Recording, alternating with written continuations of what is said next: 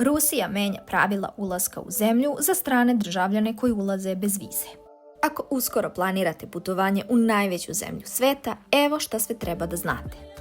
Za sve nove ljude na profilu Little Joe, moje ime je Anđelija. Trenutno vas vodim kroz zemlje Bliskog istoka, a već 8 meseci živim u Moskvi. Serijal Putovanje Rusijom, koje se nalazi na profilu, uskoro dobija pod naslov Leto u Moskvi. Pratite za nove sadržaje koji slede.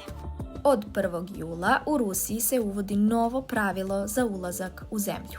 Najavljena je primjena nove aplikacije preko koje će biti potrebna registracija pre putovanja. Ovo pravilo se odnosi na zemlje bezviznog režima, uključujući Srbiju, Crnu Goru, Bosnu i Hercegovinu i Makedoniju.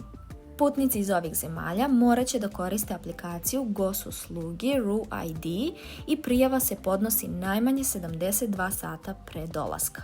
Zemlje poput Hrvatske i Slovenije ulaze u Rusiju sa vizom, pa u tom slučaju ova registracija nije potrebna. Kako izgleda registracija? Instalirajte aplikaciju gos-usluge RUID, registrujte se najmanje 72 sata pre ulaska, proverite sve podatke iz pasoša, broj pasoša, datum rođenja moraju biti tačno uneti, u suprotnom registracija može biti odbijena. Na kraju dobijate QR kod za ulazak u zemlju. Savetujem vas da obavezno proverite da li vam pasoš važi najmanje 6 meseci od datuma ulaska u Rusiju i preporučujem vam da QR kod sačuvate ili odštampate u slučaju da nemate interneta na granici. Elektronska najava nije potrebna za decu mlađu od 6 godina. Putovanja se stalno menjaju, promene se dešavaju, zato me zapratite za još ovakvih promjena iz Rusije, ali i sveta.